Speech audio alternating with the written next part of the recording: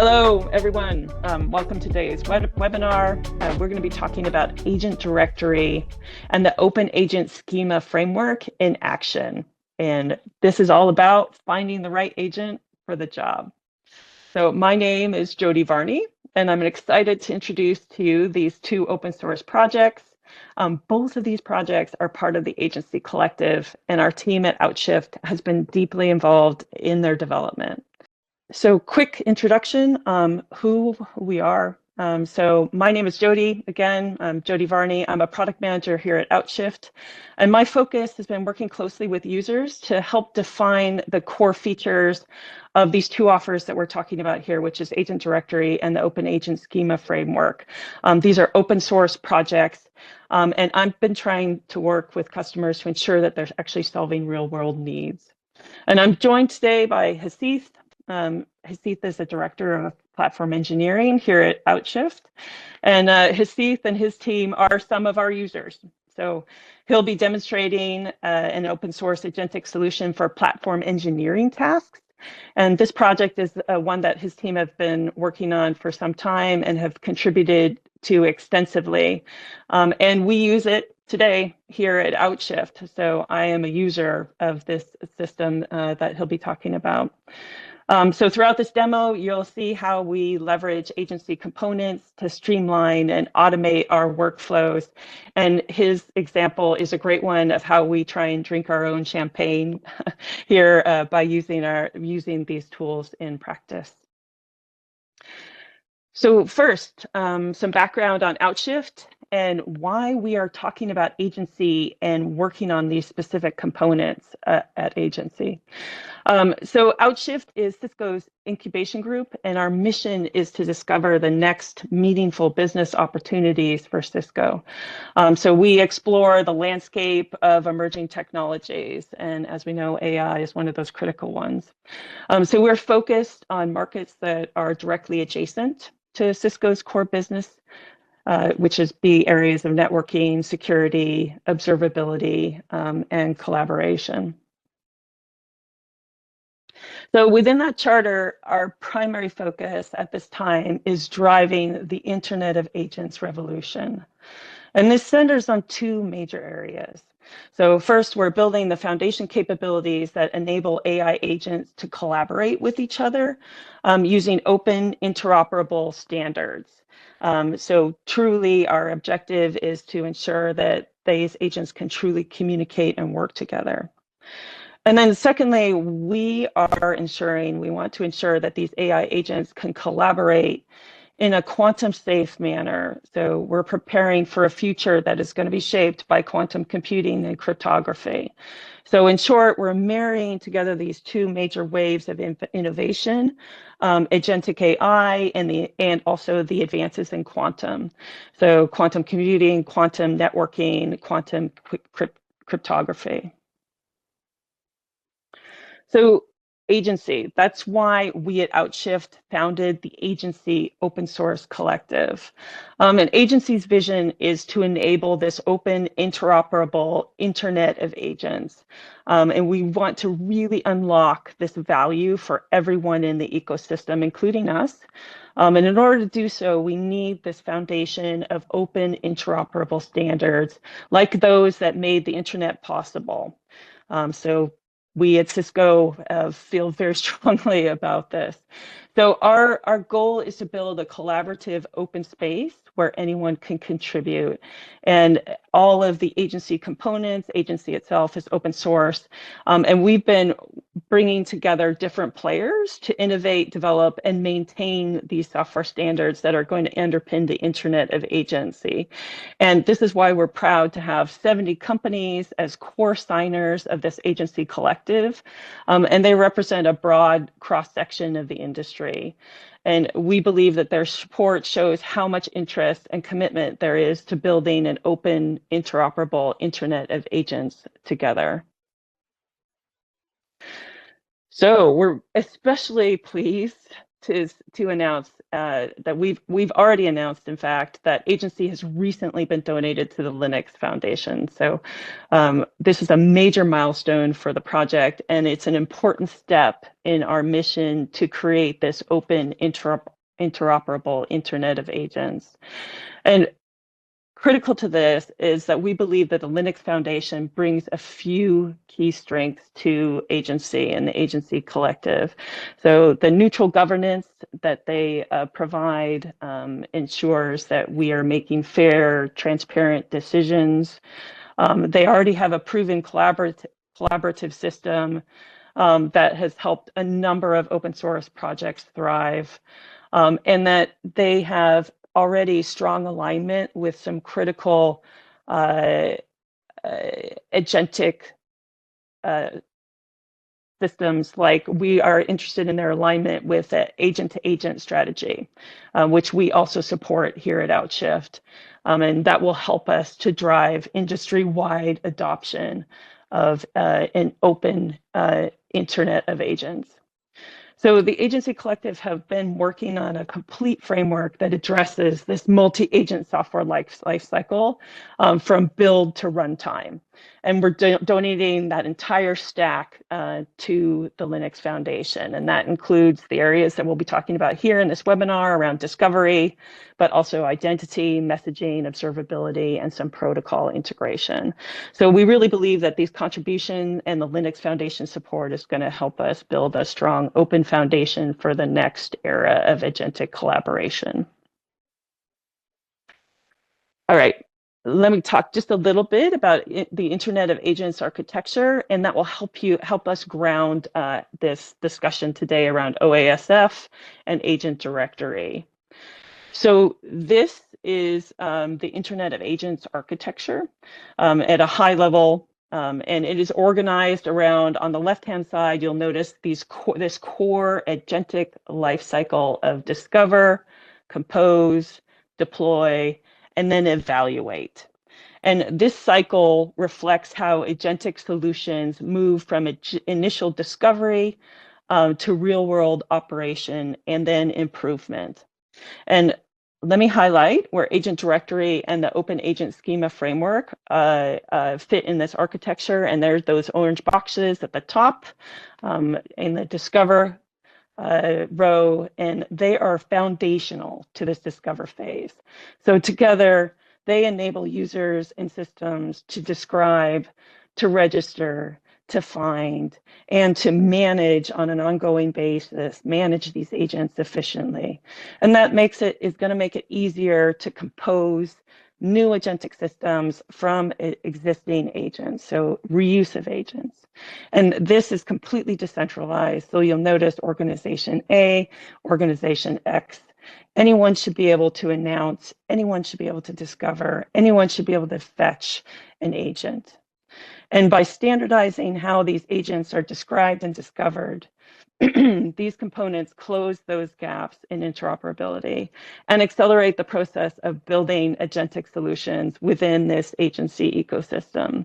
So if you're interested in a deeper dive in this architecture area, I highly recommend that you look through some of our Outshift blog posts and previous webcasts, and you can get more details on it. All right, so that's some background. Now let's focus on the discovery problem. And this is one of the most fundamental challenges in a multi-agent system. And it's really, we believe it's the first step. While single agents can handle specific tasks, the real power comes when a bunch of specialized agents can collaborate together, kind of just like humans do in the real world. We're seeing enterprises want to be able to agentify work that is spanning across multiple software systems, and that's needed in order to execute a task.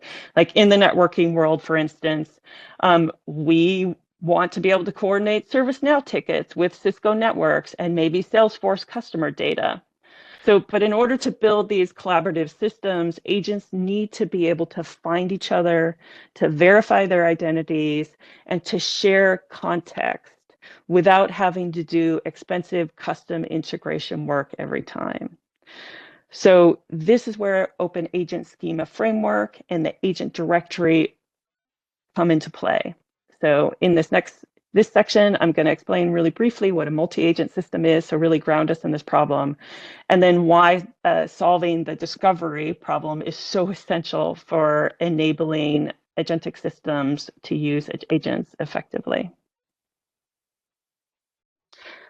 All right, multi-agent software development. So let's touch briefly on how we've noticed agentic software development has been evolving.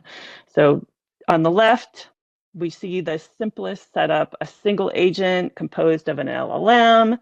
Maybe it has some context, or it needs to have that context, and it may have access to some local tools. And this agent can handle tasks within its own environment, using the resources it has access to directly.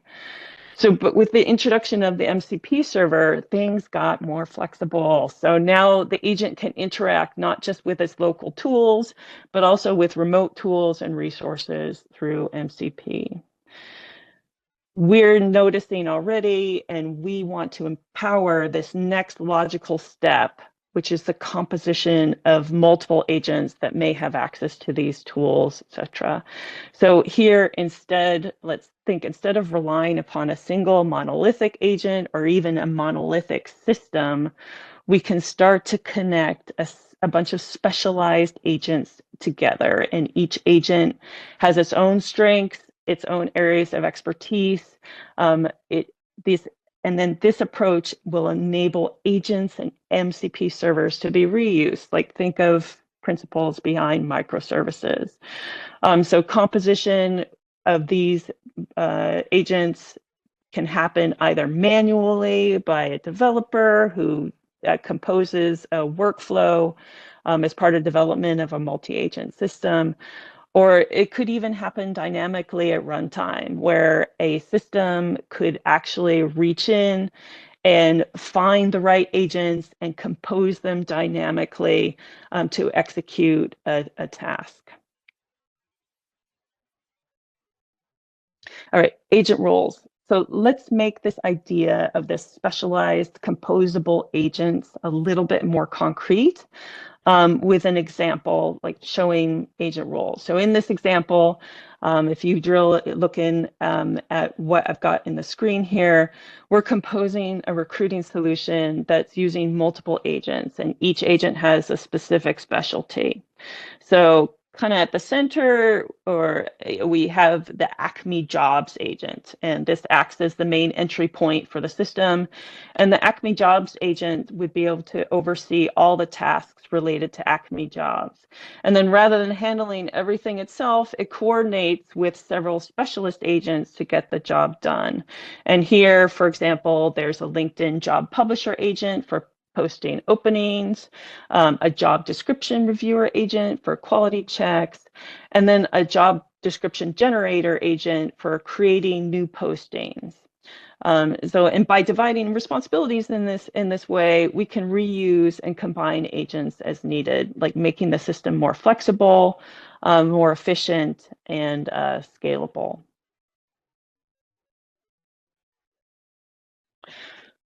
So now let's look at the real challenges of making agents work together in practice. So we have a bunch of specialty agents. They are distributed, but they come in many different forms. So they may be from different vendors. They may be built on a different development frameworks. They may run in different clouds or even on premises in the enterprise environments. And they will all have their unique access controls and security requirements. These agents may belong to different organizations. So in any small changes, like updates to prompts, updates to the underlying model, updates to any part of the configuration, all impact outcomes.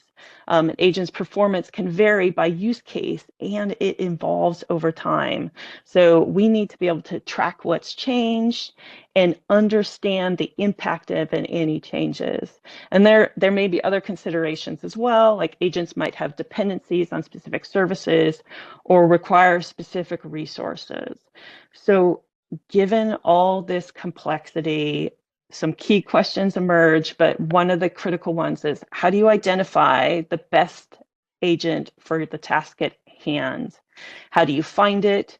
How do you share context? How do you keep track of which version is the best version for your use case? And this is the core problem space that we're addressing with OASF and directory.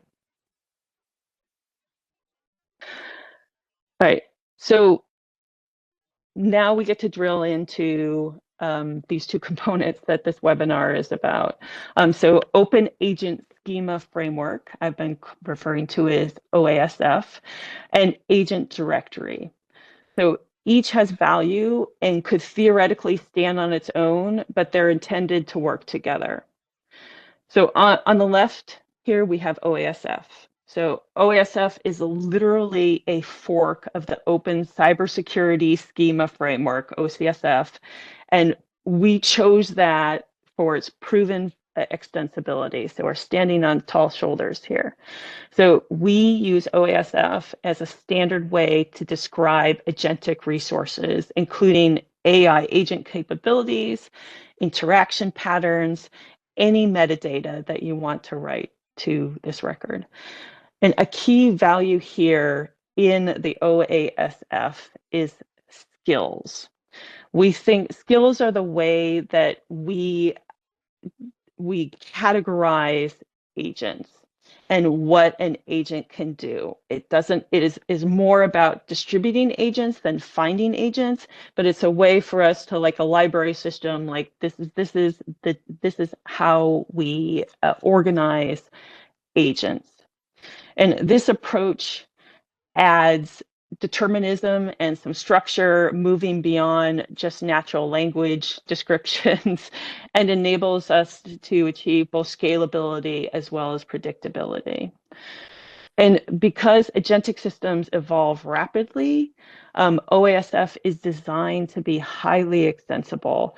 So it can adapt as new skills and agentic resource types or capabilities emerge, like similar to what the intention of OCSF, which OASF was built upon. So on the right, we have agent directory. So once you have a record described by OASF, you need a place to store it and to share it. And the agent directory is this place, and it's built on top of the OCI, Open Container Initiative registry specification, which means it inherits the best practices from that for decentralization, scalability, and interoperability. So literally, we use that as the core foundation, and any contributions to OCI get emerged, are leveraged directly by Agent Directory. So Agent Directory is designed as a distributed service. So multiple organizations can run their own directories and choose what agent records to share with others, or which that they want to keep private within their organization. And our key values here are around decentralization. So there's no single point of control. So it's a distributed network. And this also provides a scalability. So we can support growth as we have more records, and any organization can deploy a node. And similarly,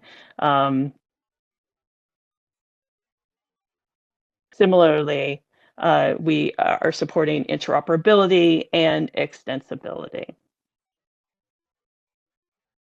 All right, so now let's take a closer look at OASF. So OASF, like in the schema, can always be found from our GitHub project, so AGNTCY OASF.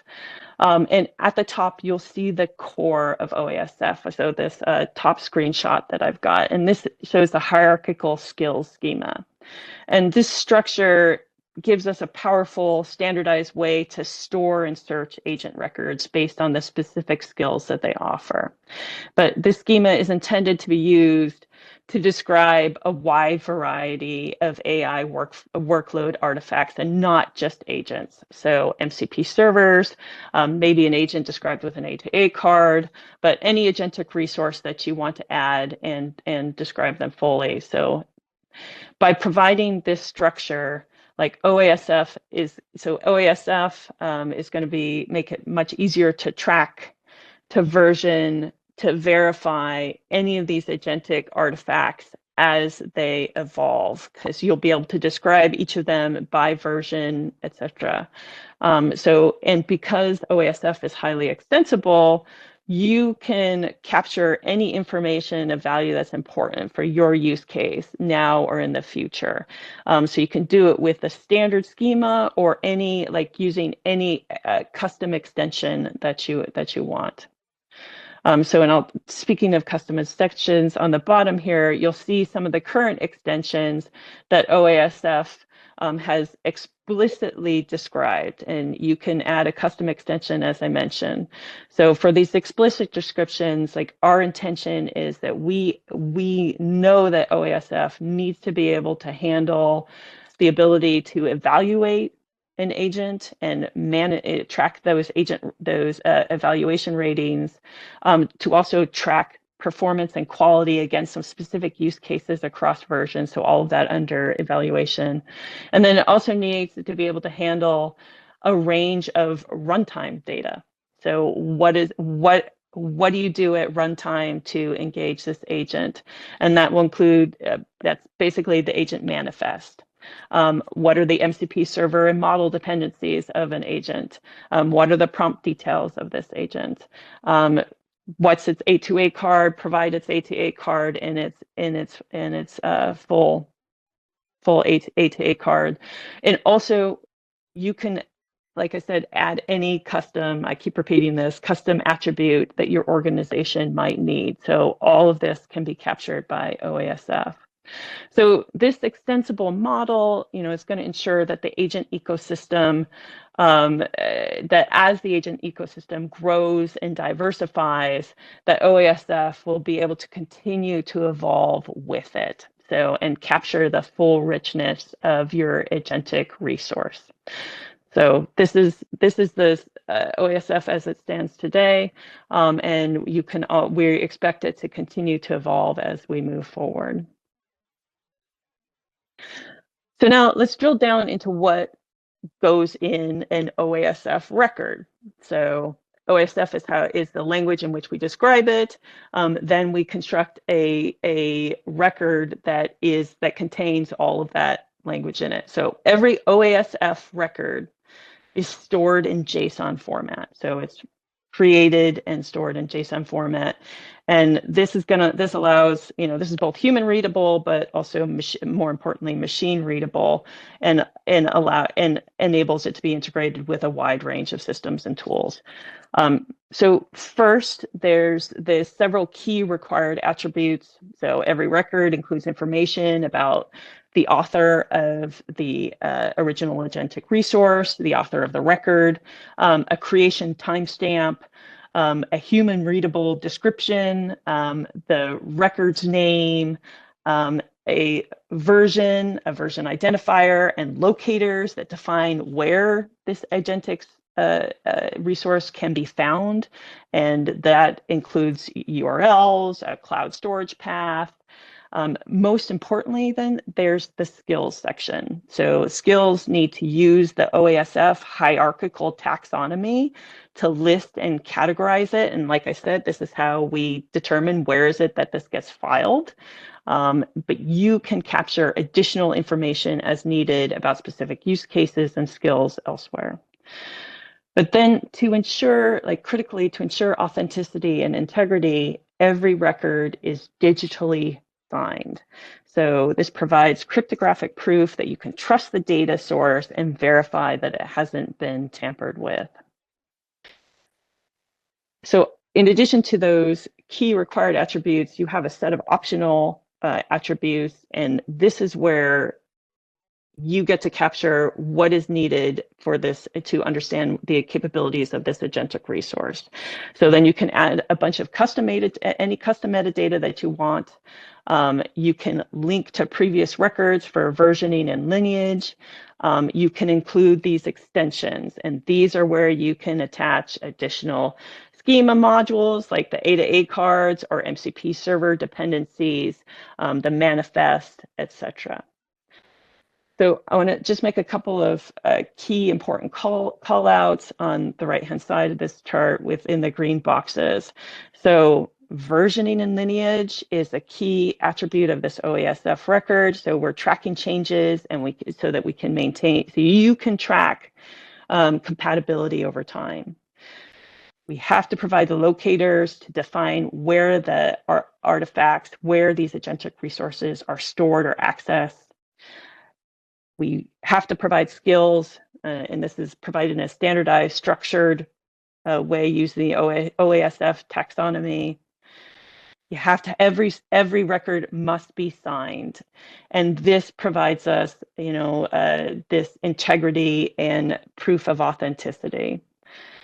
And then extensions are a key component that you really should be using, because this also enables us really flexible schema growth without disrupting the core key attributes. So this is where OASF, the power of OASF, and what we believe will allow it to survive well into the future. So this approach in its entirety ensures that every agent record is trustworthy, it's verifiable, and that you have the information you need for it to be integrated. All right, agent directory. So now let's look at how agent directory actually works. So agent directory is a secure, scalable, decentralized service designed to hold your OASF records. So as you can see in the right-hand diagram, there isn't necessarily a single central registry. So instead, any of us can deploy our own directory server from the open source repository at GitHub agency directory. Or you can try out our hosted SaaS version, which you can find on agent-directory.outshift.com. So we see directories in our intention is these directories all operate as peers in a decentralized network. So they can sync with each other based on preferences that are set by you. And you always control who you sync with and what gets shared. And the intention is that the OASF schema was based on skills, that you would decide that these are a certain agents, any agents of a particular skill type are the ones that you publish or the ones that you sync on. So we sync based on skills, and that's how you set preferences. And then publishing and discovery are both simple and powerful. So when you publish an OASF record, it's assigned a globally unique identifier using a cryptographic hash. So this ensures that we don't have collision resistance, but it also allows easy routing, during the sync mechanism. So each record can announce its available skills, and then those are drawn, those then are announced to all of its nearby peers. So anybody that you have set up syncing with. And then any developers, orchestration agents, any tools can write and read and search records across any of the directories that they're connected to that are in the network. So you can see, Agent Directory is intended to be extensible. So we're working on a development kit to support custom taxonomies, custom validations, custom workflows.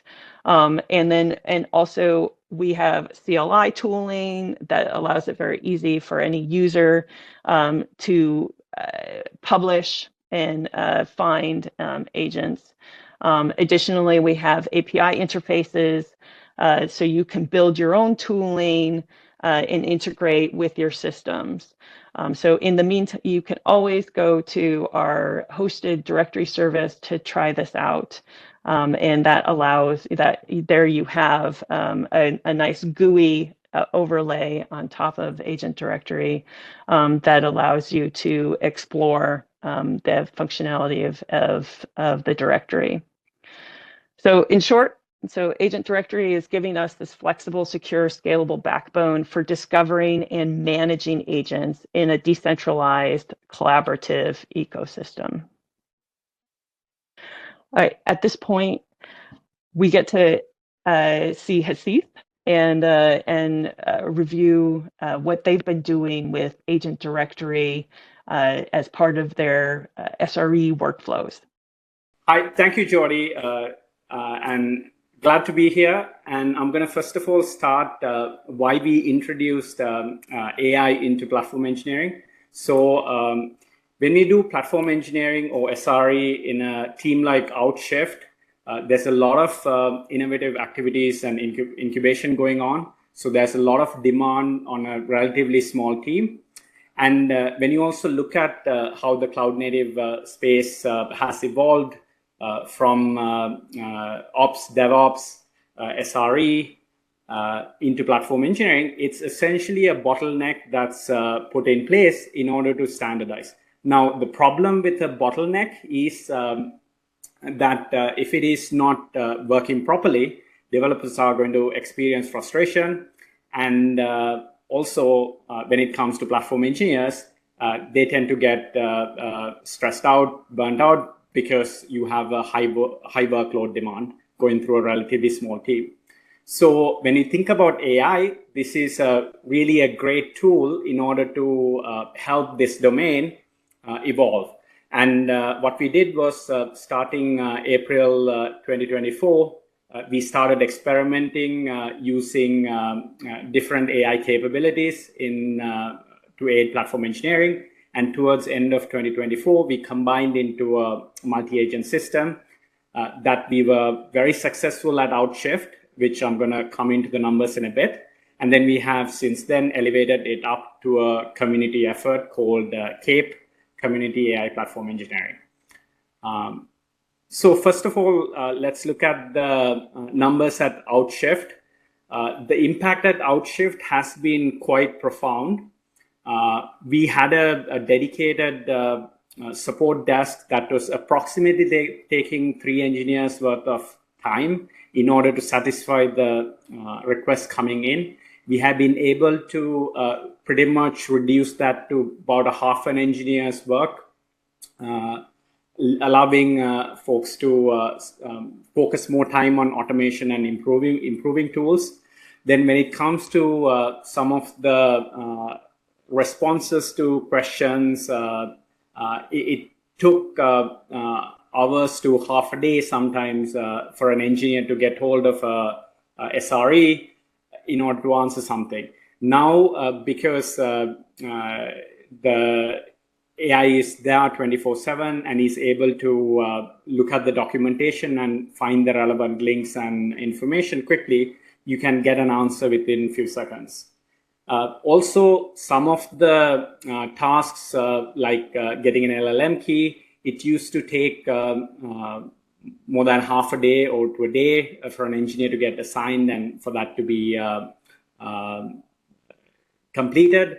Those type of work has been end-to-end automated, where our multi-agent system is able to fulfill them end-to-end with the necessary safeguards in place, like human in the loop and other checks and balances. Now, in terms of the scale, we have 5 user interfaces, hundreds of tool calls, currently more than 20 agents, and more than 10 workflows that are self-service automated through the system. In terms of the interfaces, we started with the IM interface, instant messaging interface, which is WebEx, where developers would interact. Then we introduce on Backstage, the internal developer portal used by engineers. And naturally, we also went into Jira integrations, where work was getting, tasks was coming in. And in fact, the multi-agent system, you can just simply assign a Jira today. It'll go back and forth and completely close that out. And also other interfaces like the command line and VS Code, where it interacts with the developer more on the developer environment. And if you look at the functionality that's been handled, you have knowledge-based type functionality. So things like documentation, live tool calling, getting information from a lot of different scattered sources. With these knowledge bases at the fingertips, you're able to kind of draw insights that would take an SME more than 2 hours within few minutes, because the system has all the different information in one source. And when it comes to self-service functionality, holy grail of platform engineering is to come to a form that a user can click. But the problem with that is the users still have to find the right form and figure out what the input variables are. The beauty of AI and LLM reasoning is you don't need to be so rigid with these things. You can use natural languages and go back and forth in order to make sure that the user intent is captured and the user is redirected to the right form. So by leveraging AI, we've been able to up-level that user interface completely. And then furthermore, when it comes to the more complex areas, we have some code generation capabilities where a user could use natural language in order to generate Kubernetes configurations and whatnot. Now, what we have done is we were very successful at Outshift, so therefore we have taken this and initiated it within this cloud-native operational excellence forum called Canoe.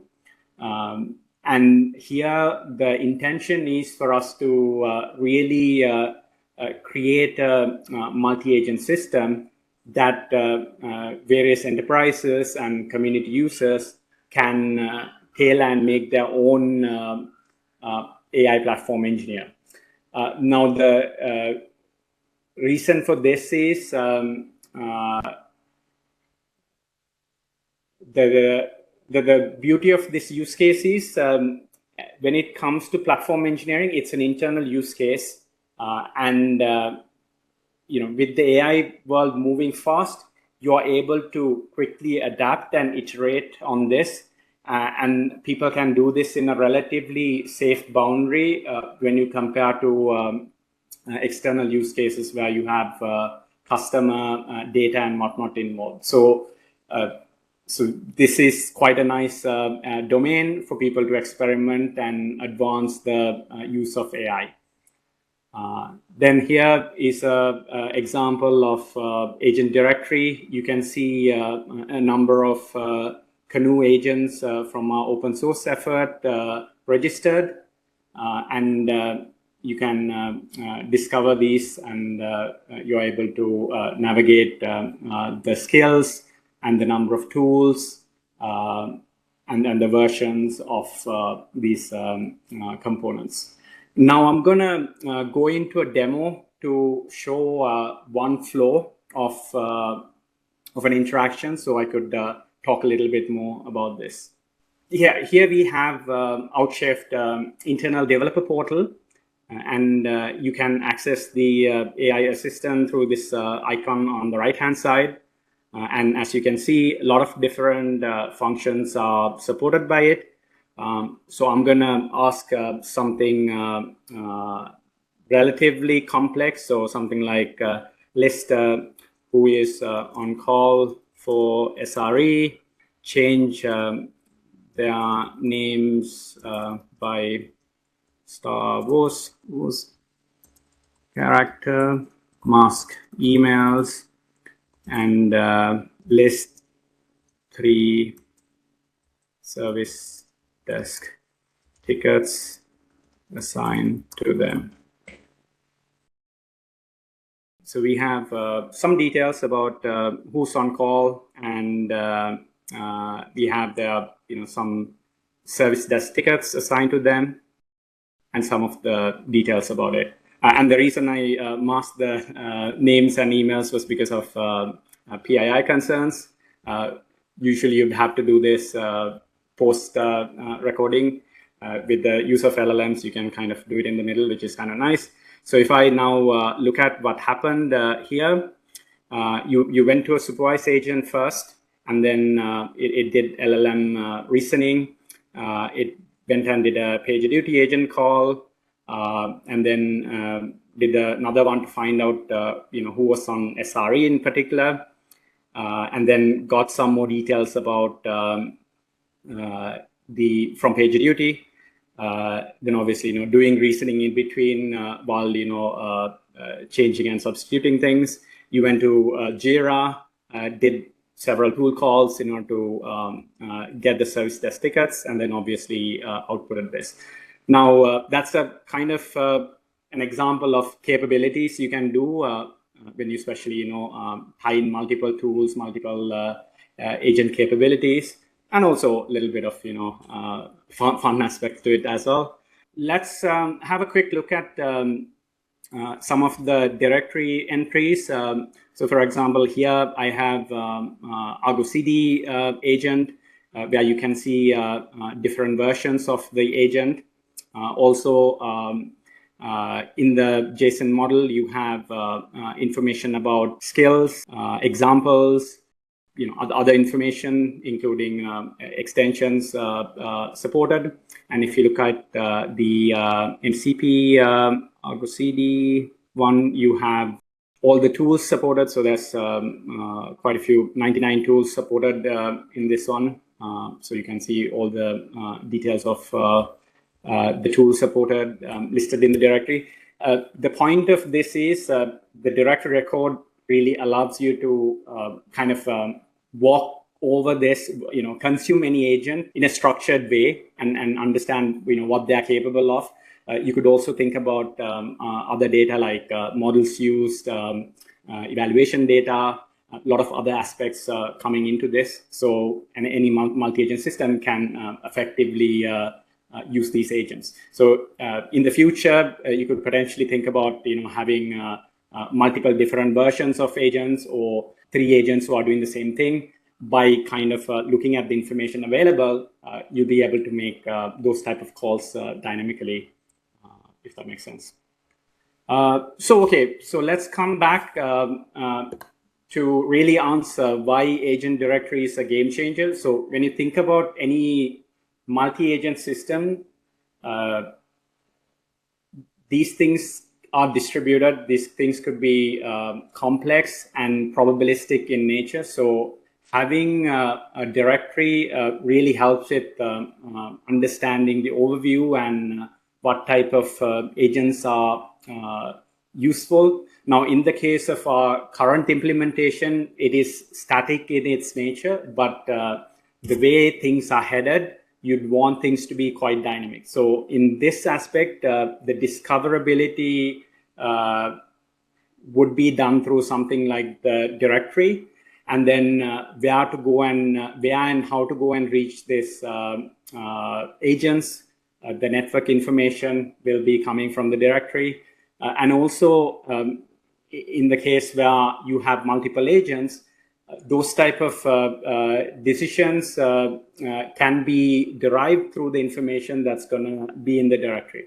And then if you really think about shipping one of these multi-agent systems, certainly the option to have a private directory included is quite desirable, because then we could potentially have all the components or agentic components registered and have that shipped that could be customized as needed by different enterprises. And also this is quite desirable when it comes to more security or privacy concerned organizations, in order to have that option for having private directories. Then the next game-changing functionality is the fact that directory to directory can help discover agents. The directories use a technology called distributed hash tables. And by these things connecting, it'll be able to discover external agents.